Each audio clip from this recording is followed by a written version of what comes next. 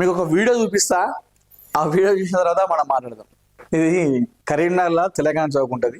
అయితే నేను సాయంత్రం టైంలో ఒక వ్యక్తి డ్రింక్ చేసిండా మరి లేకపోతే నిజంగానే ప్రేమ ఇంద్రగంధ అంటే అంత ప్రేమ తెలియదు, కానీ నిన్న చూసేసరికి అక్కడ ఉన్నోళ్ళు కావచ్చు, చుట్టుపక్కల కూర్చొని మొత్తం ఆయన చూసి పాపం నిజంగా ఎంత వాళ్ళ ఇంట్లో కూడా అంత అంత అంతగానంగా దండం పెట్టలేదు తెలియదు, కానీ పాపం ఎంత ప్రేమతోని దండం పెడుతుంది. ఒకసారి కాలు అయితే కింద పెట్టలేదు, మరి దేవుని కూడా అంత సాష్టంగా నమస్కారం పెడుతుందో లేదు, కానీ ఇంద్రమ్మ కాదు అసలు హైలైట్. అది నిజంగా ఇంత ఇంత అభిమానం ఉంటుందా?